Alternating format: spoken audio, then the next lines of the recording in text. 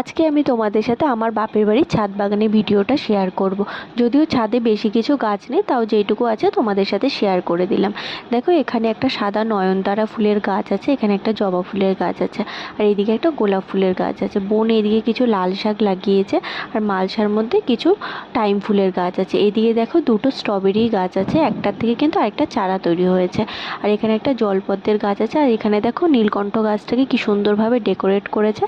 তারপর দেখো এইদিকে দুটো গোলাপ ফুলের গাছ আছে।